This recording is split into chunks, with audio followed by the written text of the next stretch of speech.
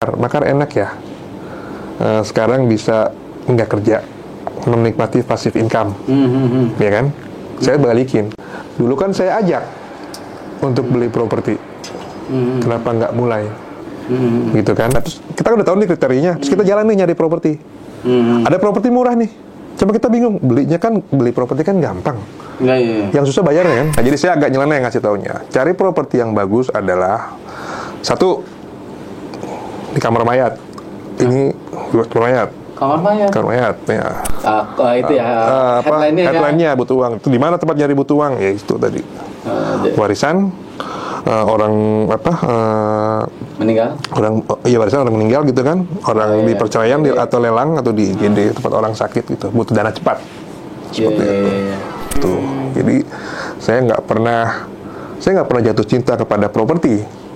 Yang saya jatuh cinta income-nya.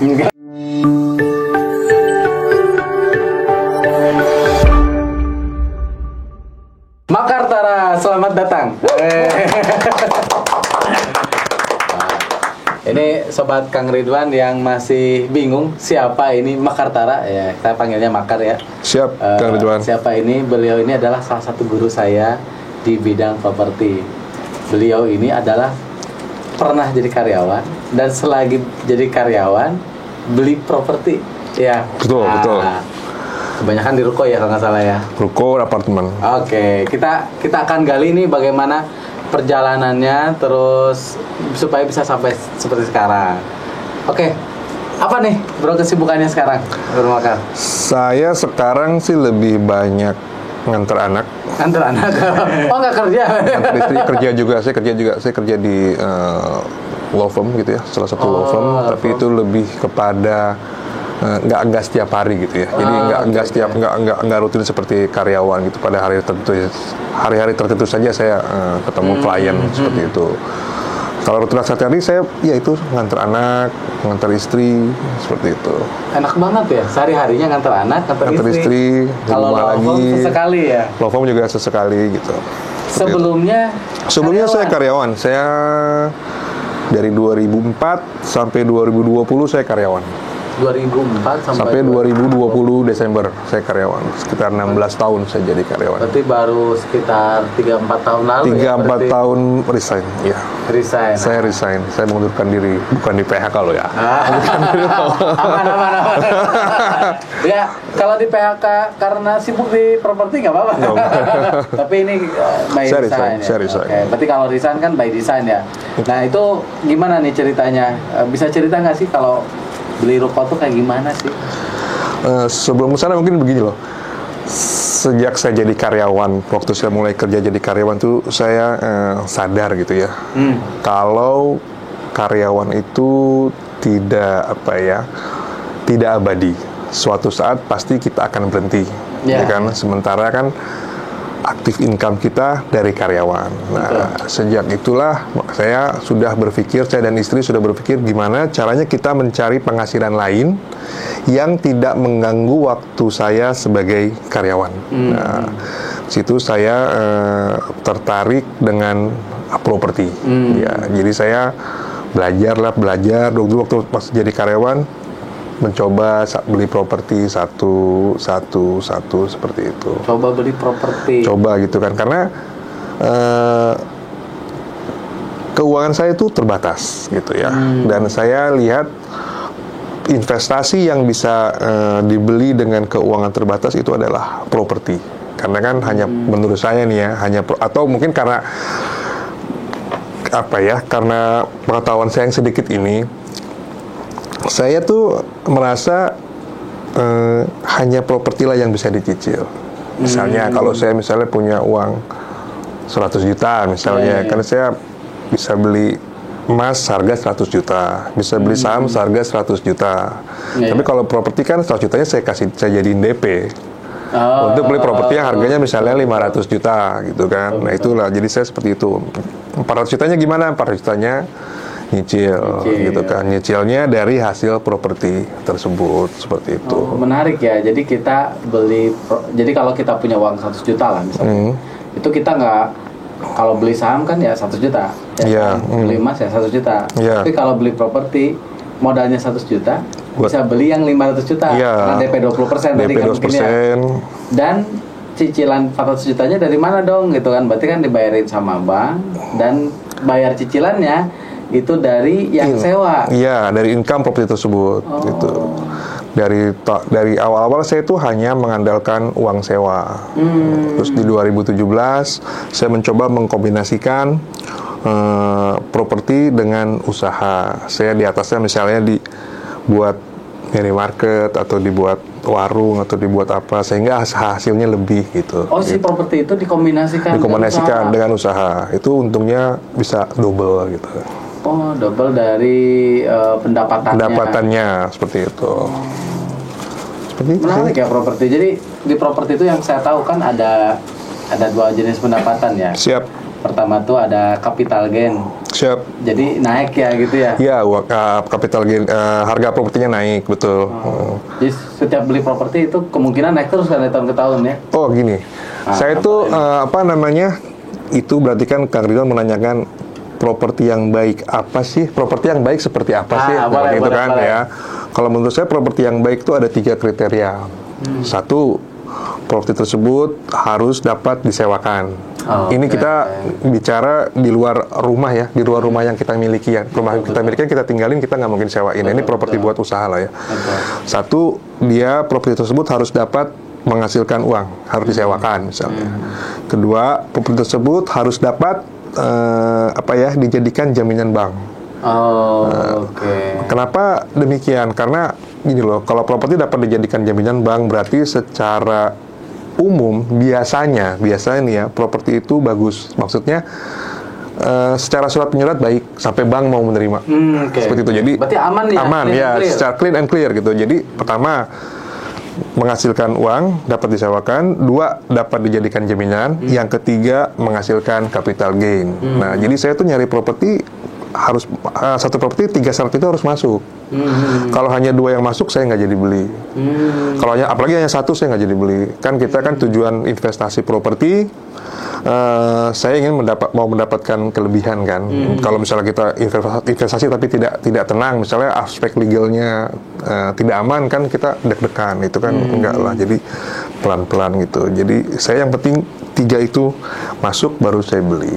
Oh, jadi ada kriterianya ya, nggak bisa sembarangan juga ya? Iya, seperti itu. Nah, ini menarik nih. Ini kan kalau dulu Bro Mekar ini kan lagi jadi karyawan. Siap. Kan karyawan dapat gajinya aja UMK. Itu gimana bisa beli properti kan gitu ya? Iya, betul. Ya ada orang sih yang di luar kan berpendapat, oh iya, Mekar enak bisa beli properti karena gajinya sekian misalnya gitu kan. Padahal enggak gitu kan. Misalnya kita yang misalnya income gajinya 10 juta, ya kita beli properti yang seharga sesuai dengan gaji kita. Yang UMK juga bisa beli properti yang sesuai dengan pendapatan kita setiap bulan gitu. Yang penting beli properti gitu. Nggak apa-apa, sama aja kan beli properti yang harga 200 jutaan punya 5 kan sama, harganya 1 miliar punya 1 kan sama. Pelan-pelan. Jadi jangan ngikutin orang, jangan gimana ya, oh teman kita beli properti yang 1 miliaran, kita juga beli properti yang 1 miliaran, ya jangan begitu kan. Kita kan beda-beda kemampuan keuangannya. Tapi yang jelas sih ya belilah gitu kan, mulailah berinvestasi seperti itu. Makin muda makin bagus. Makin muda makin bagus. Maksudnya gimana tuh makin muda makin bagus? Karena kan saya juga beli properti kan mengandalkan dana pihak ketiga ya, mengandalkan dana pihak bank. Ya, kalau kita pinjamnya makin panjang jangka waktunya, tentunya kan cicilannya akan lebih rendah dan cash flow kita akan lebih bagus kan untuk digunakan beli properti selanjutnya. Seperti itu. Oh, karena masih muda, jadi pinjam ke bank itu bisa lebih lama. Bisa lebih lama, otomatis kan cicilannya rendah. Iya, karena kalau misalnya beli properti 100 juta misalnya, kalau 1 tahun mahal kan? Mahal gitu ya. jatuhnya mahal. Tapi kalau udah 5 tahun, udah 15 tahun kan apalagi murah. Iya. Itu kan 1 juta cicilannya nggak nyampe 100 juta nggak nyampe 1 juta. Ditambah lagi kan misalnya 100 juta, misalnya misalnya pinjaman 100 juta. Cicilannya sekitar 1 jutaan. Ya kan 1 juta sekarang nilainya dengan 1 juta 5 tahun atau 10 tahun lagi kan beda. Jadi nggak kerasa ya, jadi turun harganya gitu. Iya. Karena cicilannya relatif sama. Iya. Jadi ketika nilai uangnya turun. Nilai uangnya turun. Mungkin lah ya, mungkin kira ini hanya percontohan ya, misalnya 10 tahun lalu 100.000 itu kita bisa dapat apa, sekarang 100.000 hanya misalnya 2 cup of kopi doang kan. Betul. Seperti itu, jadi nggak berasa gitu lama-lama. Jadi kalau kayak belanja itu dulu 100.000 dapat banyak gitu ya. Sekarang sekantong juga nggak dapat ya. Betul seperti itulah Kang Ridwan, kurang lebih. Jadi karena emang mata uang kan kena inflasi ya, seperti itu. Mata uang, sehingga nanti seiring berjalannya waktu seolah-olah cicilan tuh rendah ya. Rendah. Sedangkan kemampuan kita meningkat kan. Betul. Ditambah lagi yang nyicil bukan kita loh. Kan yang nyewa tadi. Betul. Iya. Jadi sebenarnya saya sih nggak begitu pusing, misalnya gini. Maka bank yang bagus itu bank yang seperti apa misalnya. Bank yang bagus menurut saya adalah bank yang ngasih saya pinjaman. Iyalah. Terus bayarnya bunganya berapa, misalnya rate-nya berapa gitu kan. Ya rate saya bukan pertimbangan utama. Saya nggak begitu memperhatikan berapa rate-nya. Sepanjang itu masuk di bisa dibayarkan oleh hasil sewanya, ya nggak apa-apa gitu kan. Jadi saya lebih memilih mempunyai, misalnya ya, mempunyai utang besar, tapi orang lain yang bayarnya gitu loh. Saya nggak suka punya utang kecil tapi saya yang bayar. Misalnya saya punya cicilan handphone 1 juta tapi saya yang bayar, saya nggak mau. Saya lebih suka punya utang besar tapi biarkan orang lain yang bayarnya. Jadi gini loh Kang Ridwan, ikutin kata-kata saya. Siap. Kalau kita punya utang kecil, pastikan kita mampu membayarnya. Kalau kita punya utang besar, pastikan orang lain yang bayar. Dari uang sewa, dari apapun itu, seperti itu. Jadi saya punya utang 100 juta, punya cicilan lah 100 juta per bulan misalnya. Ya nggak apa-apa kalau orang lain yang bayar sih, cuman masuk rekening kita keluar lagi. Betul. Daripada utang handphone, misalnya cicilan handphone 1 juta bayar dari gaji saya gitu, saya prefer enggak.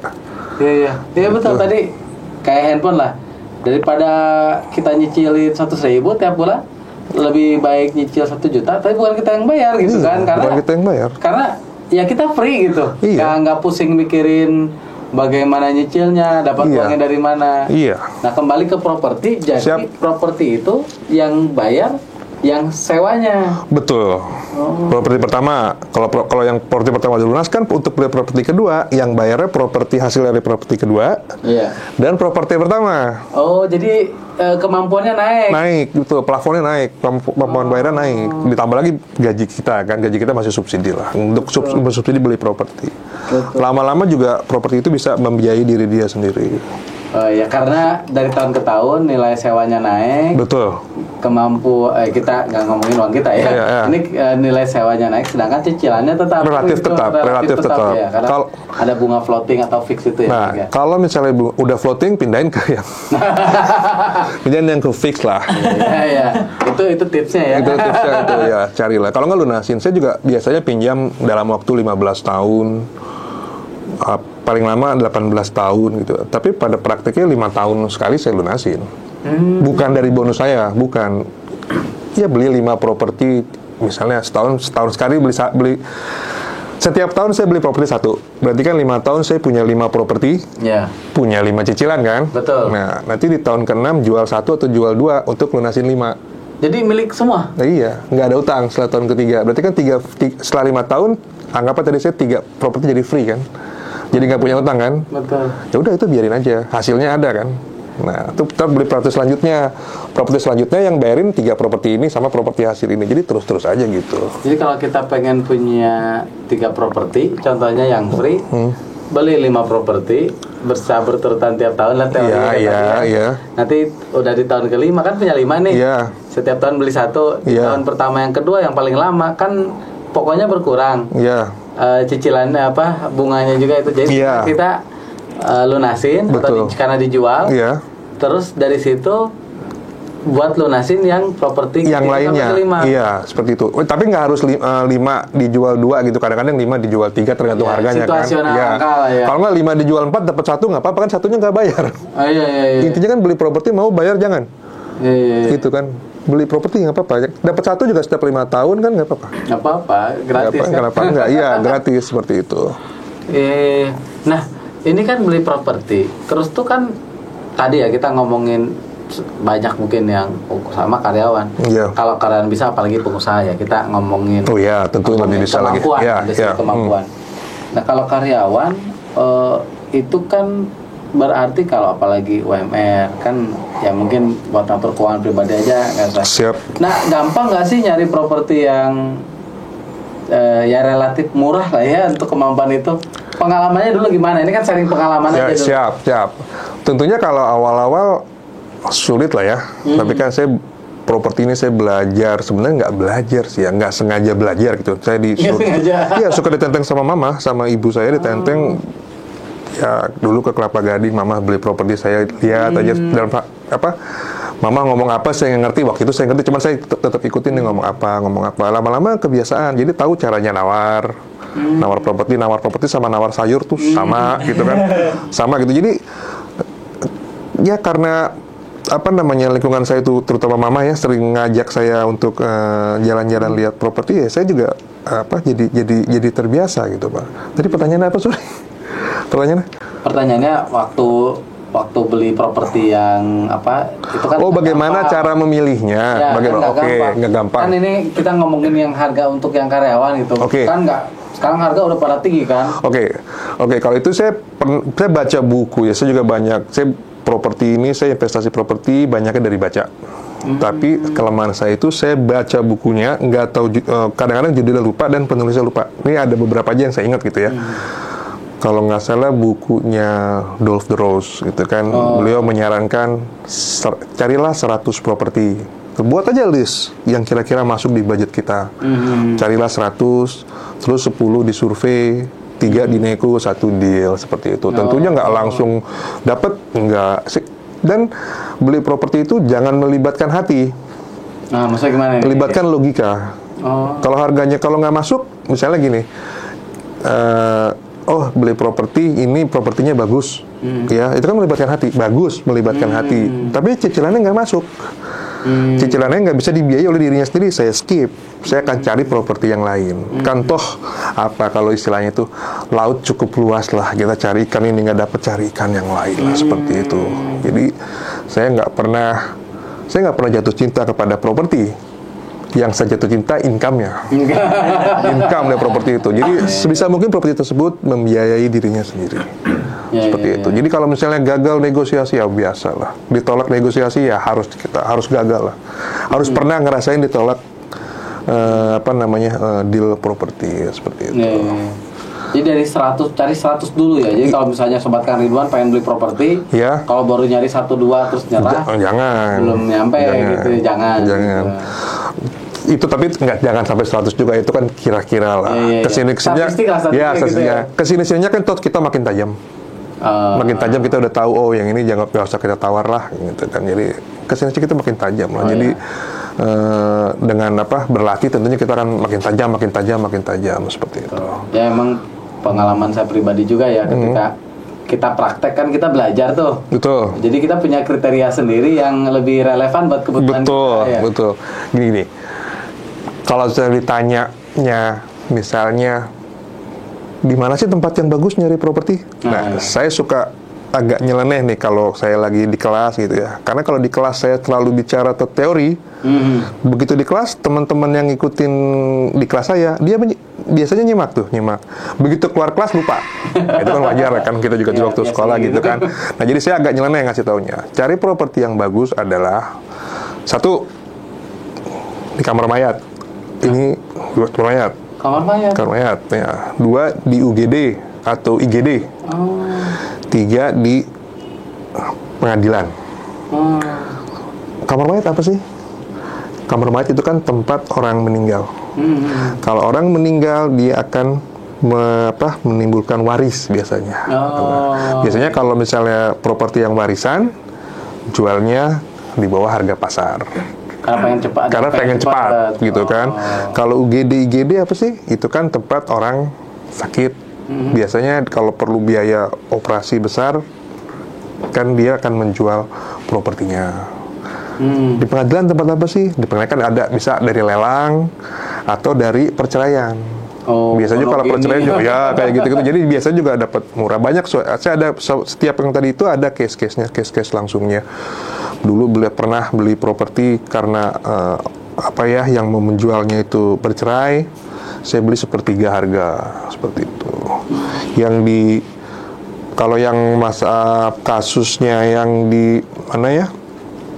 Yang meninggal gitu ya, itu tentu banyak kasusnya kan, orang jual karena mau bagi waris, jual cepat itu banyak seperti itu. Jadi di mana yang cepat nyarinya di situ tadi itu kamar mayat, IGD, pengadilan, lelang juga kan rendah-rendah harganya seperti itu. Tapi semuanya ada ilmunya ya, ada caranya, jangan langsung ikut lelang itu. Kalau bisa sih ikut dulu lah kelas lelangnya gimana caranya. Iya, jadi sebelum praktek itu belajar dulu. Ada belajar dulunya. Memperbesar wadahnya dulu. Iya, betul. Jangan sampai nanti kita salah langkah, ujungnya ruginya gede banget ya, betul seperti itu Kang Ridwan. Nah itu tadi kan menarik ya.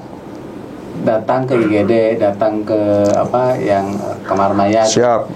Kenyataannya nggak mungkin kita tangan gitu kali ya. Ini bener nih ini. Saya pernah gitu kan, saya ada kelas, saya tuh ada offline, ada online. Ya, yang kelas kalau lewat media apa namanya online ya. Kalau Zoom itu online kan ya. Waktu saya menyampaikan, udah nyarinya di kamar mayat aja. Mungkin itunya masih bagus tuh sinyalnya. Cuma penjelasan saya dia ini. Mungkin sinyalnya lagi jelek gitu kan.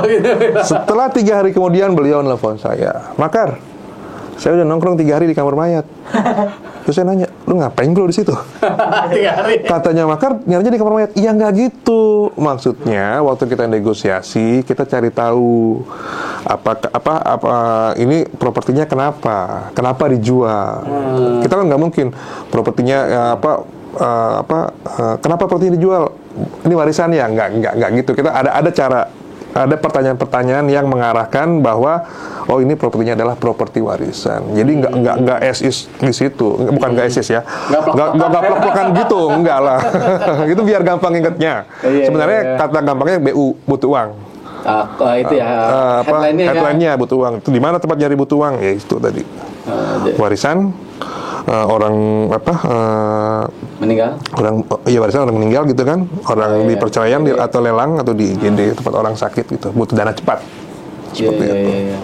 Dan itu sebetulnya kalau kita nyari kadang nggak perlu kita sendiri juga ya, bisa pakai agen, bisa pakai agent, bisa pakai agent properti, atau bisa kayak gini deh, Kang Ridwan, saya senang sama properti saya adalah yang kriterianya begini-begini, kalau Kang Ridwan mendapatkan itu kabari saya, kan ngomong aja nggak apa-apa. Setiap grup WhatsApp saya ngomong tuh, saya tuh investor properti. Kalau ada properti yang kriterianya begini-begini, tolong kabari saya. Semua grup properti saya, SD, SMP, SMA, kuliah, ada saya bilang itu gitu. Saya investor properti, jadi nggak apa-apa, nggak usah malu. Jadi nanti orang ketika ada informasi langsung masuk gitu, walaupun harganya nggak masuk, kadang-kadang kan yang misalnya tidak sesuai dengan properti yang kita cari, nggak apa-apa, kita tampung aja. Siapa tahu nanti teman kita nyari dapat. Nyari yang gini, misalnya kriteria saya properti yang 100 juta. Tiba-tiba teman saya atau Kang Ridwan nawarin saya properti 1 miliaran, kan di luar spek saya kan, kemampuan saya. Tapi ada teman saya yang nyari 1 miliaran, kan tinggal hubungin ke Kang Ridwan. Jadi kan saya dapat juga dari nyambungin gitu, dapat fee, atau ya kalau saya visi bonus lah, tapi pertemanan. Pertemanan kan link network itu kan lama-lama besar gitu kan. Lama-lama sih telepon bunyi sendiri. Iya. Nawarin properti. Ya, mungkin agennya mulai trust. Bener ya, nyari walaupun gitu. Dijualin lagi sama orang. Dari sisi agent kan yang penting laku. Betul. Gitu. Terus belum teman-teman juga bener nih si Makar beli nih gitu kan. Betul, seperti itu. Pokoknya mulai. Dulu waktu jadi karyawan. Terus kan beli properti. Itu disebut kayak orang gila kali sama orang lainnya. Lu beli toko gitu atau ruko gitu, atau katanya ya tentunya sih orang-orang dekat kita ya, keluarga, teman-teman dekat, ada yang bilang seperti itu, ada yang mendukung. Ya biasalah, hidup kan ada yang pro, ada yang kontra, yang dukung, ada enggak gitu kan. Kalau misalnya yang tidak mendukung ya nggak apa-apa, saya sih dengerin yang dukung aja. Jadi kita gini ya, yang penting itu kita kita punya rencana, ya, saya punya keinginan nih untuk investasi properti, ya, untuk berinvestasi properti karena diharapkan di hari tua saya nanti properti tersebutlah yang akan menggantikan aktif income saya, ya itu kan. Nah kan itu kan goal saya. Nah jadi saya berusaha untuk meraih keinginan saya tersebut. Kalau ada teman-teman atau ada pihak-pihak atau orang lain lah siapapun yang menyatakan itu tidak bagus, ya nggak apa-apa. Kan mungkin juga investasi properti mungkin juga baik buat saya, belum tentu buat Kang Ridwan. Mungkin Kang Ridwan mungkin lebih milih ke investasi yang lain, nggak ada yang salah. Investasi yang lain pun nggak ada yang salah. Cuman saya kalau ada yang seperti itu saya anggap sebagai hal yang biasa aja. Yang ya biasalah hidup gitu. Yang penting saya tidak merugikan orang. Saya investasi terus seperti itu. Ya kadang kan memang ada banyak ya kita tuh terlalu mendengarkan orang lain. Jadinya nggak mulai-mulai. Nggak mulai-mulai kan gitu. Jadi ujungnya keburu was-was nggak nyaman. Ya gitu. Mulai aja. Yang penting mulai. Rugi udah sering. Nah pengalaman rugi yang paling bisa di-share nggak pengalaman rugi? Boleh. Dulu waktu mungkin bukan properti saya, milik orang tua gitu ya. Properti itu saya masih ingat di Bogor. Propertinya di Bogor, bentuknya rukonya ada 6 milik orang tua. Satu ruko tuh harga pasarnya 800 juta. 800 juta satu per satu ruko. Waktu itu ditawar ada orang lain nawar ke mama 400 juta, kan setengah harga. Ya kan sebenarnya kan kalau dari normal kan nggak rugi dong 400 juta gitu kan, rugi setengahnya gitu kan. Tapi waktu itu memang kami dalam keadaan sangat butuh uang karena adik-adik lagi sekolah gitu. Jadi terpaksa properti itu dijual gitu. Itu 6 ruko itu dijual semuanya, nggak ada yang benar. Maksud saya itu nggak ada yang di harga pasar, semuanya di bawah harga pasar gitu kan. Tapi dari situ tentunya kita kalau dibilang rugi ya rugi. Tapi kalau terus rugi terus kita diam aja kan nggak ada pelajaran yang kita bisa dapat gitu loh ya. Jadi kita analisa kenapa kok rukonya bisa dijual murah. Ternyata itu adalah kesalahannya bukan di mama, di saya. Waktu negosiasi saya polos jujur gitu loh. Kenapa propertinya dijual? Oh saya butuh uang om buat adik saya sekolah. Kalau adik saya nggak dibayar bulan ini kembali, jadi saya 7 bersaudara, adik saya semua 6-6-nya di luar negeri, saya doang nih yang di Indonesia gitu setelah papa meninggal. Jadi itulah kesalahan di negosiasi itu yang saya pelajari. Saya pikir salah saya semua nih. Tapi nggak apa-apa, yang penting kita tahu kita salah, kita ngakui salah, jangan ulangi lagi. Belajar lagi. Begitupun kalau misalnya kita mau, itu kan tadi kan saya sebagai penjual gitu ya, jadi jangan kasih tahu kelemahan kita, jangan polos-polos banget lah. Jangan juga kelihatan kita nggak punya uang.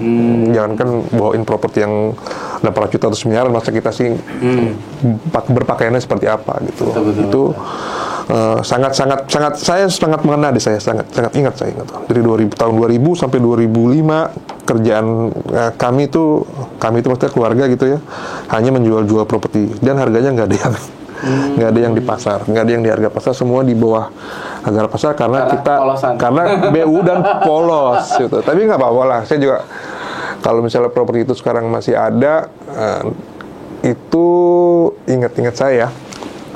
Nomor di situ ada 6 properti, anggap aja dijualnya total itu dijualnya 3 miliar. Jadi kan 2 pertama 800 juta, yang ketiga mungkin harganya naik gitu ya, yang keempat naik, kali dijual dalam waktu yang berbeda. Total penjualan itu kalau nggak salah dulu tuh 3,3 miliar. Ya, kalau properti itu ditahan nggak dijual sampai tahun 2017, itu kan tahun 2000 sampai 2017 tuh nggak ditahan. Dari tahun 2000 berarti 17 tahun. 17 tahun kurang lebih ya. Itu properti itu dibebaskan oleh negara untuk dijadikan, kalau nggak salah Bogor Outer Ring Road ya, dibebaskan. Itu harga properti totalnya itu sekitar 43 miliar. Gitu. Total semuanya. Tadi kan saya 3,5. Jadi 3,5 dibanding dengan 43 miliar. 10 kali lipat. Iya, seperti itu. Ya, kita juga, saya waktu mama masih ada juga, mama sering kalau lewat situ, Kak, saya ngomong sebenarnya, Mah itu propertinya mah 43 miliar. Udahlah, kamu ngapain sih gitu kan. Udah, itu propertinya memang hilang. Tapi itu propertinya tidak hilang. Itu hanya pindah dari dari tangible asset, dari aset yang berbentuk menjadi aset yang tidak berbentuk. Kan adanya di kepala-kepala kalian semua. Maksudnya saya sama adik-adik saya. Jadi kan buat biaya sekolah kan ada nempel di kepala gitu. Sekarang dibalik, kata mama pernah cerita begini. Pernah ngomong sama kita gini. Saya balik yuk, mama balik yuk. Sekarang properti itu ada semuanya tapi kamu nggak sekolah. Terakhir SMA, mau nggak? Nggak mau lah. Mendingan yang sekarang gitu kan. Seperti itu. Jadi ya itulah. Jadi kenapa saya berinvestasi properti? Karena itu proven dari orang tua saya. Maksudnya saya mengikuti jejak orang tua. Orang tua saya meninggal, ada propertinya masih bisa mengawal tanda kutip kami untuk menyelesaikan sekolah. Setelah menyelesaikan sekolah, alhamdulillah bisa mandiri, terus nyari itu lagi kan tuh urusan hal yang lain lagi seperti itu. That's why saya juga mempersiapkan tabungan saya sekarang dalam bentuk properti untuk anak-anak saya gitu. Kalau orang tabungan uang, ini tabungannya properti gitu. Karena kalau uang itu turun loh. Turun. Inflasi turun gitu kan. Saya nabungnya di properti. Satu lagi nih contoh kenapa saya investasi properti ya. Waktu anak pertama saya lahir 2008, seingat-ingat saya nih ya, biaya yang paling besar untuk anak saya itu biaya beli Pampers sama susu formula. Kalau tidak menggunakan ASI ya. Itu kalau diuangkan itu sekitar 2 juta lah, anggaplah 2 juta sampai 2 juta setengah. Kita anggap 2 juta setengah lah ya. Kalau saya memberikan uang 2 juta setengah itu ke istri saya untuk anak saya, berarti kan Januari saya ngasih 2 juta setengah. Februari kan ngasih lagi 2 juta setengah. Tiap bulan rutin. Terus sampai kapan? Sampai nggak minum susu dan nggak pakai Pampers. Iya. Ya, jadi ini anggap ini saya, ini anak saya. Saya ngasih 2 juta setengah terus setiap bulan, ya kan? Nah, di tengah-tengahnya itu saya beliin properti. Saya beli properti yang kalau nggak salah harganya waktu itu 800 juta, cuman saya nawar, jadi bayarnya hanya 200 juta. Ya, teknik negonya ada lah tentunya. 800 juta, saya hanya bayar 200 juta. Intinya tuh cicilannya cuma tanda kutip ya 2,5 juta. Cicilannya 2,5 juta. Jadi uang yang tadinya saya kasihkan ke anak saya buat nyicil properti. Itu 2,5 juta. Propertinya kan menghasilkan sewa kan? Sewanya waktu itu hanya 2 juta, masih 2 juta. 2 jutanya yang buat anak saya. Turun lah. Nombok dong 500 ribu. Ya gaji istri lah nambahin. Gitu kan. Nah, tapi setelah 6 tahun kan saya nyicil tetap 2,5 juta. Tapi uang sewanya udah 6 juta. Jadi kan 2,5 juta, 6 juta dikurangin 2,5 masih ada 3,5. Ya 3,5-nya buat anak pertama saya, buat anak itu gitu kan. Jadi 6 juta itu 2,5-nya buat bayar cicilan, 3,5-nya buat anak saya. Nah terus gitu nanti umur 15 kan lunas propertinya. Yang ada kan hanya income-nya aja. Iya. Ya income-nya buat anak pertama saya itu. Jadi satu anak bisa satu properti ya? Saya mau mempersiapkan satu anak satu properti. Semoga bisa. Semoga bisa ya. Semoga bisa. Gitu. Misalnya nih sudah 15 tahun, tentu harga pasarnya nggak 800 juta lagi dong. Harga pasar sekarang katanya sih 3 miliar. Ya misalnya, bukan misalnya, harga pasar memang 3 miliar sekarang ini. 3 kali lipat. Ya. Kalau misalnya, kalau anak itu umur 15 tahun, lulus SMA umur berapa sih? Umur 17-18 tahun lah ya, berarti 3 tahun lagi dari sekarang. Kalau misalnya anak saya mau sekolah, karena kan anak kuliah itu makannya nggak nasi, uang kan. Biaya sekolah kan ampun kan, biaya kuliah kan besar lah gitu kan, cukup besar lah gitu kan. Jadi kalau sekolah kan cukup dari bayar uang dari hasil sewanya. Maka hasil sewa tentunya nggak 6 juta lagi dong, mungkin udah 9 juta sekarang. Cukuplah 9 juta buat anak sekolah, termasuk buat SPP-nya mungkin. Itu kalau sekolah di dalam negeri. Kalau sekolah di luar negeri, beasiswa cukuplah buat nambahin biaya biaya hidupnya. Kan biasanya kan sekolahnya dibayarin. Tapi kalau anak saya mau sekolah di luar negeri pakai biaya sendiri, jual aja rukonya. Jadi kan ruko cukup untuk satu anak, selesai. Anak kedua ganjel lagi satu ruko, anak ketiga ganjel lagi satu ruko. Seperti itu. Jadi biar satu ruko mengganjil anak saya tersebut untuk membiayai satu anak itu gitu. Karena di dunia ini menurut saya semua kita bisa prediksi kecuali umur. Ya kan? Kalau misalnya di semasa nyicil 15 tahun, semasa saya nyicil 15 tahun gitu kan, rata-rata 15 tahun. Sayanya kenapa-kenapa, mudah-mudahan enggak ya. Ya, kan lunas. Oh iya, asuransi. Asalnya kan lunas, tapi kan anak saya aman sampai lulus kuliah minimal. Ya memang sih kasih sayang nggak bisa diganti ya, tapi kan secara ekonomi paling nggak ya manajemen risikonya ada kan ya, situ. seperti itu. Artinya kalaupun ada apa-apa dengan kita, karena kita udah dijamin dengan asuransi jiwa ya, maka cicilan kita lunas. Jadi properti jadi milik pribadi. Jadi milik pribadi. Hasil nggak ada hutang sama sekali. Nggak ada hutang. Cash flow-nya masih masuk. Capital gain-nya naik udah naik. Betul. Dan misalnya anak saya tetap di dalam negeri, ya sekolahnya misalnya kan cukup dari hasil sewanya. Berarti kan propertinya nggak hilang. Ya kan ada dari sewanya kan. Setelah 3 tahun atau 5 tahun sekolah, terus anak saya mau beli rumah gitu kan, ya kasih kan beli rumah itu kan sepengalaman saya sih mudah ya, tentunya disesuaikan dengan pendapatan kita ya. Yang susah kan DP-nya.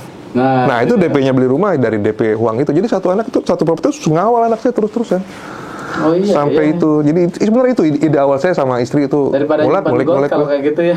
Iya gitu kan. Kalau gold kan cuma pengaman aja ya. Kalau ya itu hanya pengaman. Gitu. Kan nggak bisa menghasilkan. Iya, dan belinya harus bayar.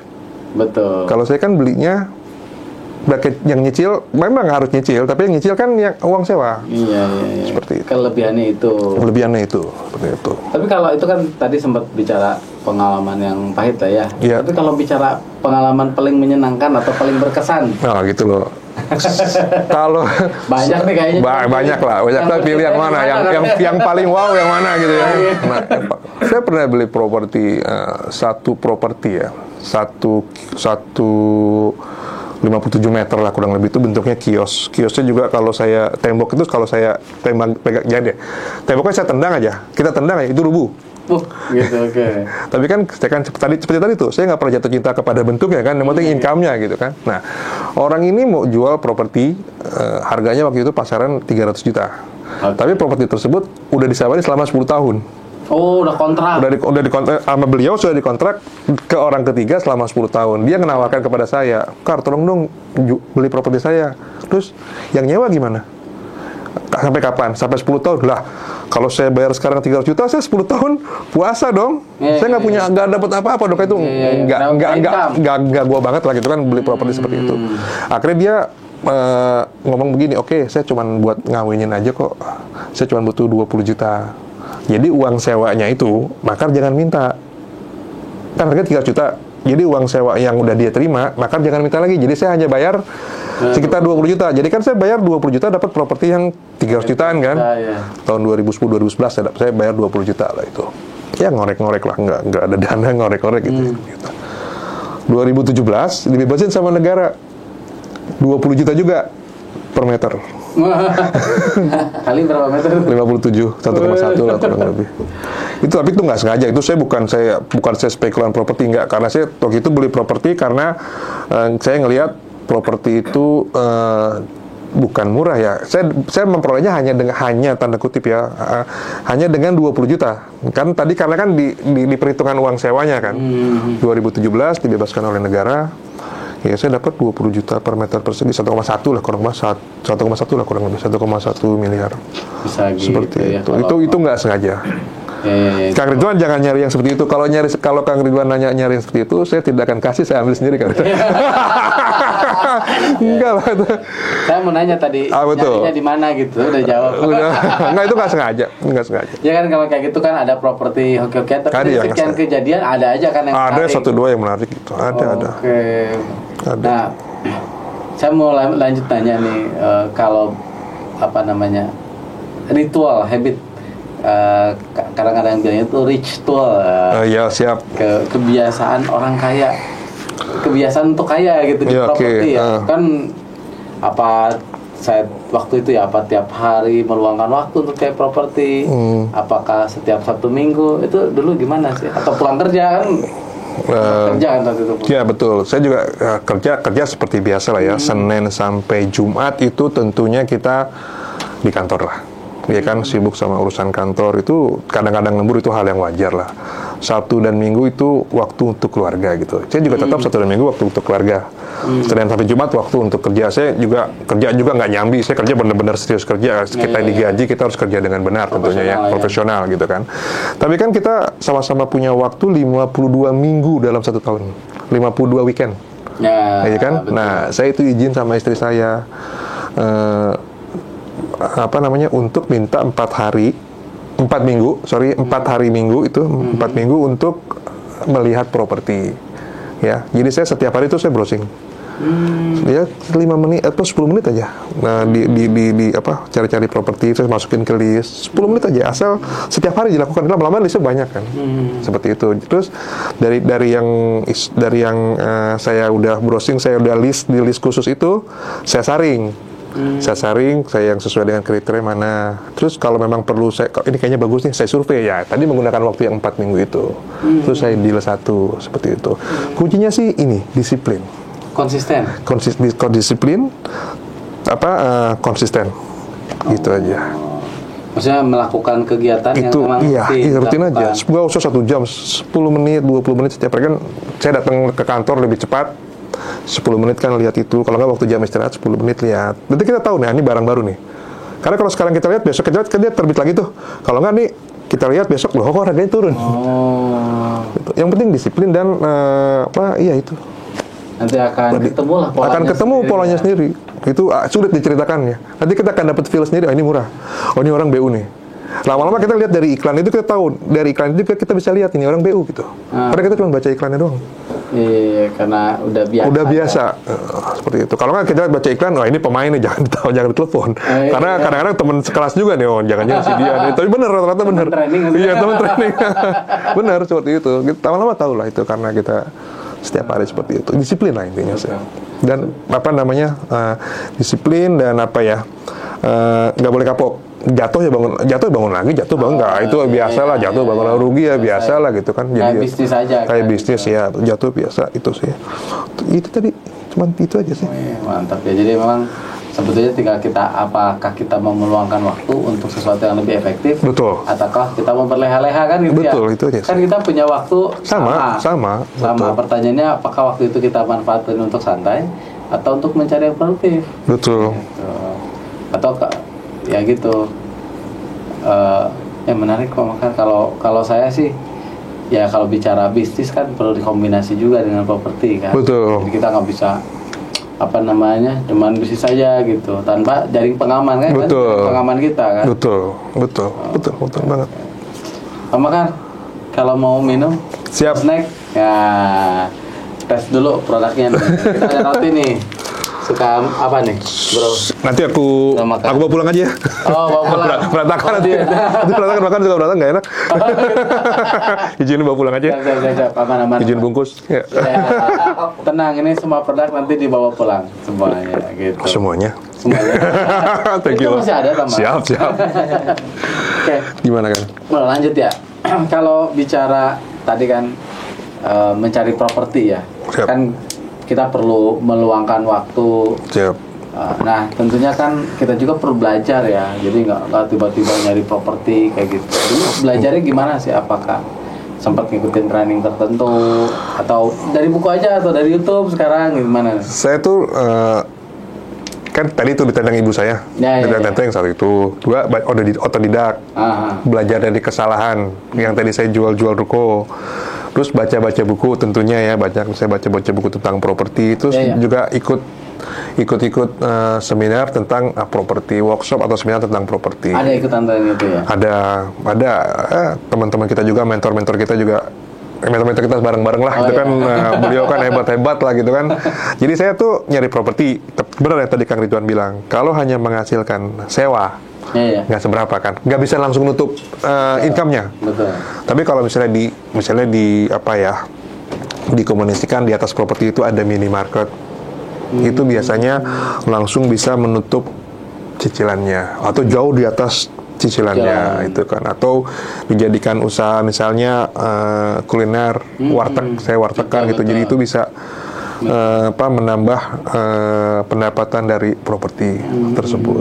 Intinya sih apa namanya ya, belilah propertinya. Kalau usahanya diat kan gimana ya? Usaha itu nggak ada orang bisa menjamin suatu usaha akan selalu berhasil. Maksudnya oke, misalnya usaha apa gitu yang sekarang lagi ngetren. Mungkin 3 tahun lagi udah nggak ada. Usahanya udah nggak ada gitu, maksudnya udah nggak ngetren lagi gitu kan, udah nggak laku lagi. Jadi, kalau kita miliki propertinya, kita taruh bisnis itu di atasnya. Kalau udah nggak ngetren lagi, kita ganti bisnisnya. Propertinya kan udah punya kita, kan punya keluarin uangnya hanya sedikit gitu kan, hanya untuk bisa misalnya beli franchise-nya saja. Jadi nggak usah sewa lagi. Nggak usah sewa lagi, kan uang sewa itu kan wah hilang kan. Mahal sewa ya. Yang untung tuh landlordnya. Kitanya nyoba-nyoba untuk bisnis, kalau berhasil syukur, nggak berhasil uang kita hilang.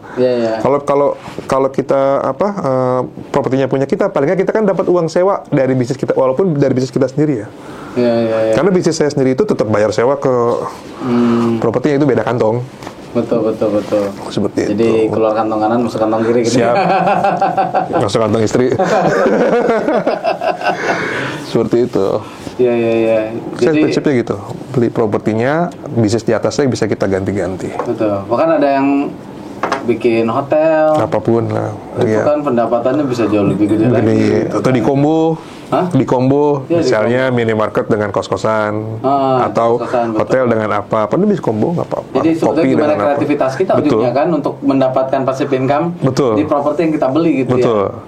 Jadi ketika lihat properti itu dilihat dulu, oh ini ada peluang jadi apa ya gitu. Makin banyak kita ikut baca buku atau ikut workshop gitu kan, kita jadi tahu kan misalnya kriteria minimarket tuh apa, kriteria warteg itu apa, kriteria misalnya ya usaha ban itu apa. Nah terus kita kan udah tahu nih kriterianya, terus kita jalan nih nyari properti. Ada properti murah nih, cuma kita bingung beli properti kan gampang. Yang susah bayarnya kan. Yang benar itu kenapa? Begitu dapat kita, wah ini properti bagus, kita langsung murah nih, properti murah gitu. Terus yang enaknya di atasnya ditumpangin sama apa ya? Bisnis apa yang ada di atasnya? Kalau kita makin banyak variasi bisnisnya kan kita makin gampang. Belinya, nggak bisa buat minimarket, buat warteg bagus, kenapa nggak dibeli? Nggak bisa buat minimarket, nggak bisa buat warteg bagus, misalnya buat toko usaha ban atau usaha apapun bagus, kenapa nggak dibeli gitu? Seperti itu. Jadi kalau kita miliki banyak jenis usaha, kita tahu kriterianya apa, akan lebih mudah kita beli properti. Karena kalau hanya beli properti aja udah gampang, datang aja lihat, tunjuk, beli. Yang susah kan bayarnya. Iya, banyak kan properti dijual sepanjang jalan kan. Orang bilang itu di bawah harga pasar. Iya, walaupun di bawah harga pasar, kalau kita nggak mampu bayar cicilan juga udah buat apa gitu. Mendingan yang harga pasar atau di atas harga pasar. Tapi kita bisa bayarnya. Yang tadi itu loh, kalau kita punya cicilan besar, pastikan orang lain yang bayar. Seperti itu. Berarti intinya nggak mau bayar lah intinya. Kalau bisa sebisa mungkin jangan bayarnya minimal lah. Betul. Seperti itu. Karena ada juga orang berpikir, oh ini murah gitu. Murah itu kan persepsi kan. Relatif juga. Murah itu kan dilihat dari pembandingnya yang mana. Iya, di mana juga, betul. Tadi juga kan kita punya bagus tuh bahasanya tadi, nggak apa-apa mahal, yang penting bisa bayar, bukan kita yang bayar. Orang lain yang bayar gitu. Betul. Kayak enak tuh kita punya utang banyak banget, cuma bukan kita yang bayar semuanya. Iya, benar-benar. Nah ini Sobat Kang Ridwan Bromakar juga ini sebenarnya punya ngajar juga ya. Ngajar tentang properti. Awalnya belajar dulu kan? Belajar dulu, lama-kelamaan karena udah sering akuisisi ibaratnya gitu. Iya. Jadi sharing ya. Iya, saya tuh sebenarnya sih orangnya tuh nggak bisa loh ngomong di depan umum gitu ya. Nggak bisa banget. Tapi kalau ngobrol, tapi ngobrol berdua itu udah kelas ke angkatan berapa Kang Rizwan? Angkatan ke berapa? Udah ke sekian lah. Waktu awal-awal sih, gimana sih nggak bisa gitu. Saya nggak didesain untuk ngomong di depan umum mungkin ya. Tapi dengan kalau kita mengerti suatu hal, itu kan kita mengerti itu kan suatu hal. Iya. Tapi kalau kita mengerti, terus kita bisa menyampaikan hal tersebut kepada orang lain, berarti kita paham. Iya. Ya kan levelnya lebih tinggi daripada hanya ngerti. Karena itulah saya jadi biar ilmu saya nggak hilang. Iya. Saya ngajar aja. Saya sharing, sebenarnya bukan ngajar, saya sharing ke teman-teman. Dari situ kan saya dapat feedback dari teman-teman. Jadi kita sebenarnya bukan, misalnya Kang Ridwan ikut kelas saya, kan sepertinya kan saya yang mengajar Kang Ridwan. Sebenarnya enggak, kita saling belajar. Saya juga dapat feedback dari Kang Ridwan kan, Kang Ridwan punya kasus seperti ini. Saya jangan ngulangin. Terus misalnya saya punya sekian yang ikut sekian murid gitu kan, 100 murid, berarti kan saya punya 100 guru. dengan segala macam permasalahan, bukan tantangannya di bidang properti. Jadi saya begitu. Jadi saling belajar gitu. Ya, jadi kita pun belajar, dia gitu. Dia pernah gagal gini. Dia bisa atau gini kan? Iya, seperti itu. Jadi kita saling belajar gitu. Oke. Nah, dari properti ini katanya punya warteg juga ya? Ada itu sih, gimana ada sih ceritanya? Punya warteg awalnya gimana, waktu itu Covid ya. Covid itu kan semua, menurut saya nih ya, kan saya bisnis saya nggak gitu mengerti lah. Menurut saya kan semua bisnis hampir stagnan ya, nggak jalan gitu ya, jalan tempat. Hanya makanan aja kan yang jalan. Nah, saya waktu itu saya duduk di suatu warteg, saya lihat bisa franchise, saya telepon, saya buka lah warteg tersebut. Waktu awal buka kayak patungan lah, kan saya nggak kuat juga uangnya, patungan dengan keluarga, babak belur lah. Kan warteg itu, saya buka warteg di saat Covid, orang nggak boleh makan di warteg. Itu kan, itu setiap hari disubsidi, lama-lama nggak kuat juga. Tapi dari situ kita belajar, ya, banyak belajar sampai saya bisa mengerti bagaimana sih warteg itu bekerja, ya kan. Baru dari situ saya mencoba untuk membuka brand sendiri gitu, brand warteg sendiri, ya tentu dengan tujuannya untuk mengurangi cost pembuatan satu unit warteg tersebut, seperti itu. Dan tetap orang lain yang bekerja, ada pengelolanya, seperti itu. Kan kalau saya begini, kalau di warteg itu saya seperti ini loh. Misalnya nih, satu warteg modalnya 100 juta. Misalnya ya, 100 juta. Saya kalau punya dana 100 juta, saya taruh di bank, kan yang menikmati hanya saya dan keluarga. Iya kan? Tapi kalau saya jadikan warteg, kan ada teman-teman, ada pengelola yang menjalankan warteg saya tersebut. Iya kan? Jadi saya chip in dalam bentuk modal, teman-teman dari Tegal dalam bentuk tenaga. Gitu kan dari banyak kan warteg dari teman-teman kita dari Tegal, dari Brebes gitu kan, mereka dalam bentuk tenaga. Nanti hasilnya kita bagi hasil. Tentunya kan dari situ kan kita 100 juta saya itu tadi kan bermanfaat ke banyak orang gitu loh, nggak hanya saya sendiri. Paling kan dari saya, dari pengelola 2 orang, belum lagi kalau punya karyawan. Nah, hasilnya itu nanti bagi hasil sebenarnya. Dan seperti itu. Lebih tinggi kan ya kalau itu sih bisnis. Ada yang lebih, tentunya dibanding simpan di bank, ya. Ada yang lebih plus minus lah. Ada yang lebih tinggi, ada yang rugi, terus juga ada yang kelemahannya kan itu nggak liquid. Maksudnya kalau misalnya 100 juta di bank kan saya butuh 100 juta langsung bisa saya tarik. Nah, kalau itu kan nggak, saya harus nunggu berapa bulan biar dapat 100 jutanya balik gitu. Ada untung ruginya lah, seperti itu. Jadi ada plus minus bukan untung ruginya. Tapi dari rata-rata yang dibuka kebanyakan untung kan kalau bicara warteg juga ya. Untung. Saya udah nggak harian lagi, udah bingung, udah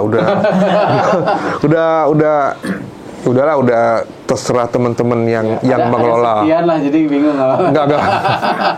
Nah, itu saya lebih kepada dia, teman-teman yang ngelola. Kalau misalnya udah ada hasil, ya dia istilahnya bagi ke saya, bagi hasilnya, seperti itu.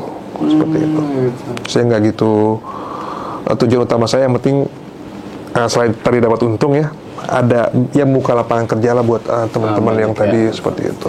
Nah, sekarang kalau bicara tadi kan ngomongin sekarang ya, kalau jemput anak istri ya antara anak istri santai lah ya. Iya. Ini untuk ngelola properti sama ngelola warteg nggak capek ya? Atau capek juga? Itu gimana? Oke, siap. Tadi kan Kang Ridwan bilang nganter anak istri santai, ya. Kalau saya disuruh kerja lagi, mendingan saya kerja lagi. Oh, gitu. Gitu. Ternyata nggak gampang juga gitu ya. Itu nggak gampang. Bukan istri ya, anak kalau ngatur anak tuh agak sulit gitu. Saya jadi tahulah itu tugas istri saya berat banget gitu, saya mengerti lah itu, jadi mengerti gitu kan. Ternyata ngatur anak nih tantangan tersendiri dan menarik gitu ya.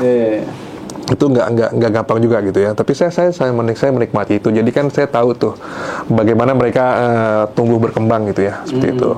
Tadi Kang Ridwan menanyakan bagaimana saya membagi waktunya gitu kan. Saya semuanya saya buat autopilot gitu. Minimarket autopilot.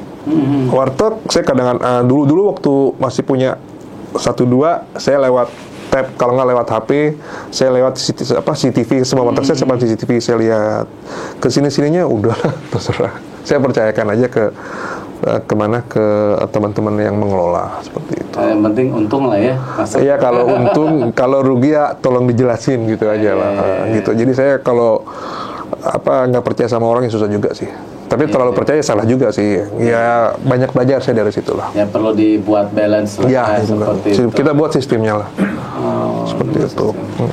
Menarik nih, maksudnya ya ini kan berawal dari karyawan, sekarang dalam perjalanan udah berhenti, resign, dan alhamdulillah mengakuisisi properti lah ya, dan bisa juga dipakai untuk tadi ya, untuk anak sampai dewasa bahkan. Betul, gitu ya. Betul itu.